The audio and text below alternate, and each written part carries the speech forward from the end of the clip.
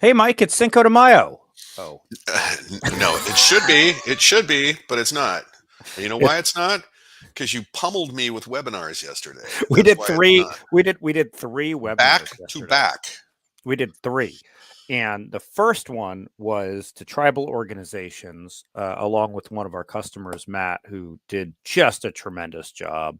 Yeah. And then we talked to our partners, and then we did a webinar for our partners, and then we did a webinar for one of our partners to their customers. Um, that was pretty good. It was pretty good. It's It pretty was pretty good. good. It's exhausting. Right. So that's why we missed the Cinco de Mayo conversation with you all.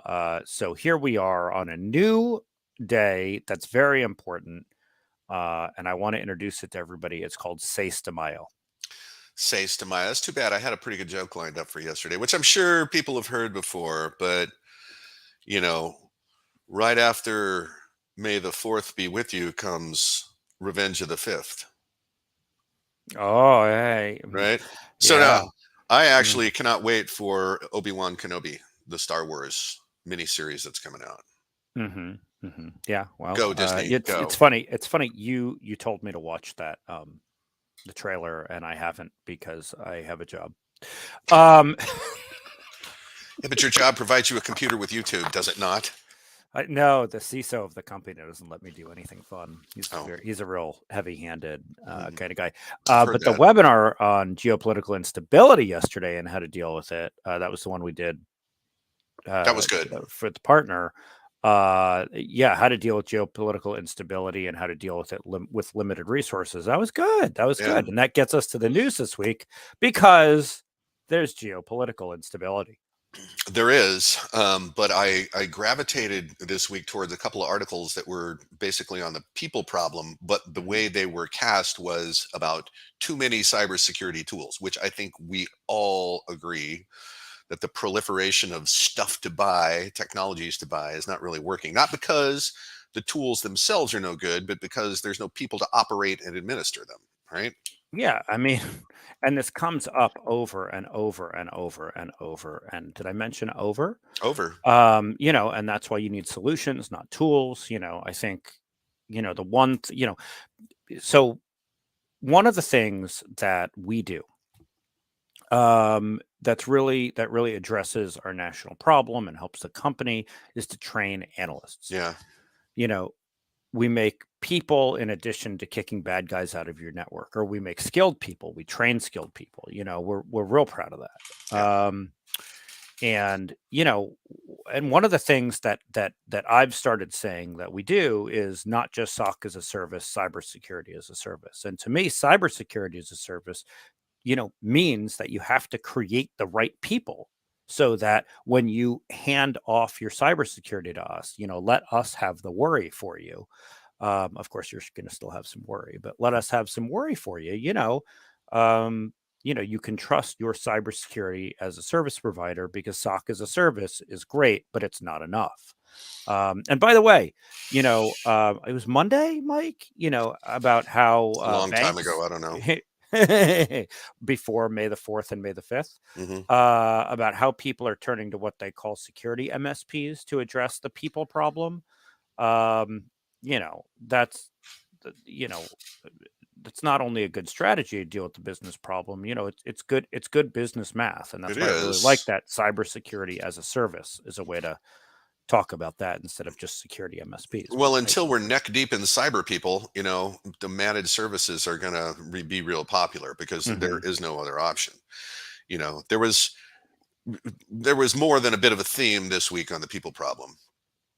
There was one good article in I forget where, but it was on increasing diversity in cybersecurity. Right, this is a really good article. And to your point, there was one this week on the healthcare sector on the proliferation of cybersecurity vendors. Is it hurting or helping healthcare? And you know what I say to that? Go to a firm that has expertise in both managed and professional cybersecurity services. The problem is there aren't many like us because of that people shortage. We seem to be nearly unique in having cracked that code. yeah, I mean, I wouldn't just say nearly unique. I mean, I don't know anybody else who's come up with a way to source analysts who, and Mike, you and I had that really funny experience. We were at that Seattle cybersecurity conference, and this guy comes over to us, and he's like, "Mike Hamilton," Yeah. and you were his rock star. And by the way, not the kind of rock star you want to be, but in the bad drummer way. Don't want to do But that. They always die. I don't want to really do that. No. fair enough, fair enough. But that he had come out of the Pisces program that you created and was going to work for a big company, not us, but a big I think it was an insurance company. I can't remember I can't who he remember. was working for, but somebody That who was had an built the interesting stock. moment. That was definitely an interesting moment. Yeah, yeah. Usually when people yell Mike Hamilton, it's not because they like you. It's because they want to Hey, arrest me. hey, you mentioned the healthcare sector. Mhm. There were a couple of articles this week with contributions from John Rigi. John Rigi is head of cybersecurity for the American Hospital Association, and really good dude. Yeah. One of them was warning about the vulnerability of hospitals and how the war in Ukraine is producing strains of wiper malware that's Yeah. showing up everywhere. Right? Yep. What was the other article about?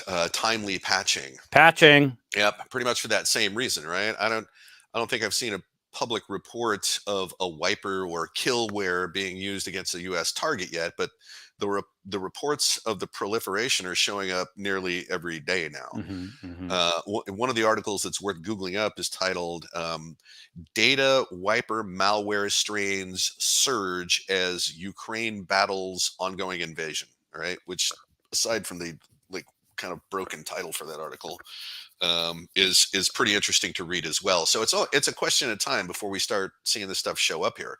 Another this week talked about the fact that cyber attacks that are the most frequent, damaging, and costly are in government, healthcare, and schools, which Hmm. happens to be our markets. Hmm. Hmm.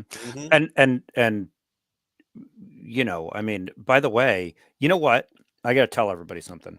Mike did something in one of the webinars yesterday that I've never heard him do, and it was super duper smart. Mike, This who Mike, is, yeah, you.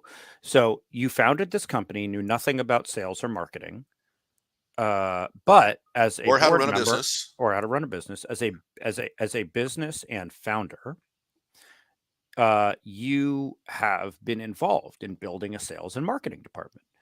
The smartest thing you did was hire me. But besides that, um, you explained to companies what an ICP is. Oh And yeah, every yeah, company has an ICP, and that is an ideal customer profile. So you were trying to explain to, I believe this was tribal organizations, right? Is that who you told? I yeah. think so. Yeah. What you It was told them how is to select your service provider, how to right? That was select the your service conversation, provider. right? Ask your service provider who their ICP is. Yeah, Who do they sell to? And if they give you everybody kind of answer, warning. wrong, warning. Hmm. No, like ask them who their ICP is. And if they don't have one, then whoa, what are they doing? But second, like who are they selling to? Are they like you? If they're not, then are they really a good pick? That was really smart that you did that. And every now and then you do something smart. So that's good. Occasionally. Occasionally. All right. And you, by the way, it was you, right, who picked the most critical organizations for us, Critical Insight to protect, right? Yeah, It the would have been ones with no money. easier, Yeah. yeah, it would have been easier if you'd said, "Hey, let's go protect amusement parks." They But have money. seriously, our mission focus matches our ICP, Right. and we have to protect what's important, and it's very motivating for us and for our employees. Okay. Enough of Mike Hamilton show. Let's move on to a bunch of stuff that was in the media this week. Um, this is astonishing, not astonishing. Did you know that the vast majority of firms surveyed in a study still rely on password authentication only? But they can't get insurance. Probably true, but setting that aside, this is why phishing works so well, right? And this is why all these efforts are out there to get people to give up their passwords. No multi-factor authentication. You are relying almost solely on the awareness of the users, which, in my experience, don't have the best radar. Are you Would trying you to say they're agree? not? Yeah, no. I mean, as long as you're talking about marketing departments, they're very smart. But everybody else, eh. And by the way, that's why we do free security awareness training every other Friday. Yep. So this week's is next Friday at noon Pacific. You can Hmm. sign up for it on our website. Go click the events and then click security awareness training. All right, go Yeah. ahead. All right. What else, Mike? Russia stuff. Let's talk Russia stuff. So, Anonymous and friends continue to pillage every IP address they can get their hands on in Russia. And they've hacked Rosneft, the Russian energy company, stolen many gigabytes of internal documents to make public through distributed denial of secrets and other sites. There will be 10 years of work to review and analyze all of the stolen material from Russia. I'll just say this: they are changing the game. This is a different thing that's ever happened before, and I suspect that there is really some tacit support from the U.S. government looking the other way about all this because they're so effective, and they aren't leaving military fingerprints. Mm-hmm. Russian criminals are also looking for alternative money laundering options because we've frozen out the crypto exchanges using the Treasury Department's OFAC authority, right?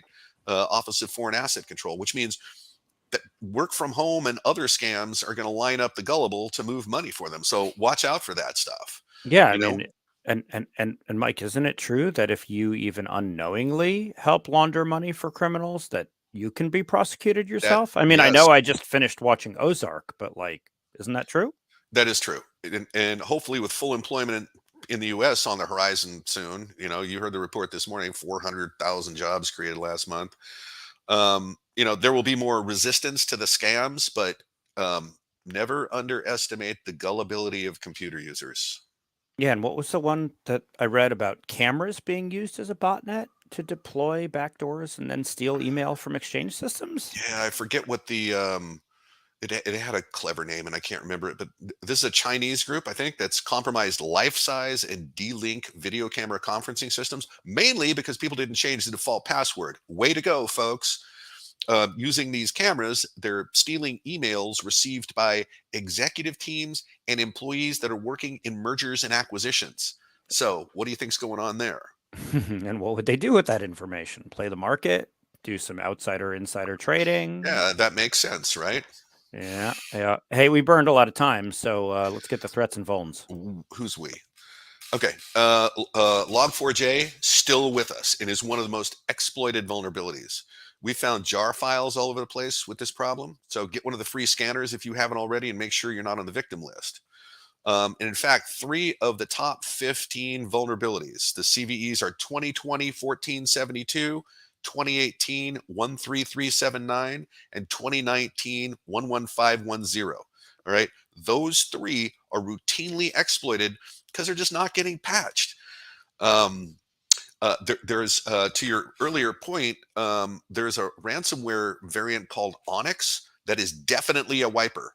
If you get this one, there is no coming back without significant pain and expense, right? We said we anticipate seeing this here soon, and now they've identified one in the wild, and it's only a question of time. Netgear, Linksys, and something like 200 other products have an unpatched DNS poisoning flaw.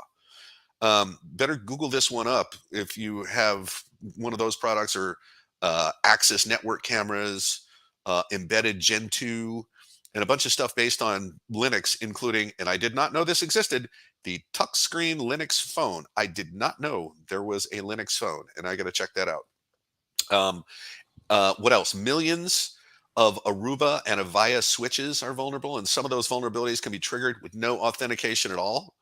The severity scores range from 9 to 10. So, it's only a question of time until they find you. And Google says Chrome has been hacked. Okay, because it's always been hacked. Because it's a day that ends in Y. It is, and there's an update coming out in the next few days. The details are all being withheld until the patch is out. But when they say Chrome has been hacked, that's not the same as Chrome is vulnerable. So something's up here. Yeah, that's weird. That's weird. All right, Mike. It's Friday. Hmm. Can you leave us with a kicker, something that'll make us laugh? What do you got? Well, just the continued kind of incompetence of the Russian military. So the Russians started stealing farm. First of all, the Russians have stolen something like 1 million tons of grain from Ukraine.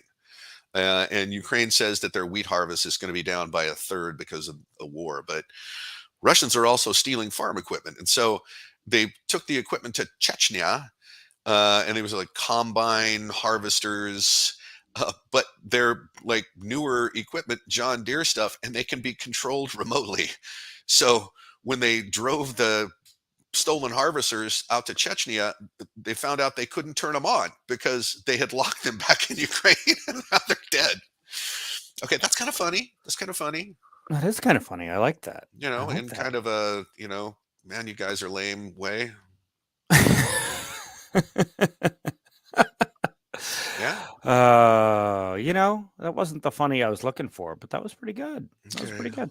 Mm, yeah, I don't Next know. time we'll do it about like a rescue kitten or something like that. Ooh, That'll make you feel better, right? rescue kittens. I love rescue kittens. Okay, we'll do Did that. Did you know, Mike, that we actually have a staff member who is famous I for do. rescuing kittens, She's famous for a lot of things. but especially rescuing kittens? Like this is really Yes. this is a thing. Like if anybody needs to know if anybody needs a kitten or needs to know about rescuing kittens, email me, Jake at And criticalinsight.com. apparently all the kittens in the neighborhood know this because they just show up on our door. I don't think it's that easy. Oh, all right, everybody. Happy Friday, and we Yep. will see you next week. Bye bye. Okay. See you next week.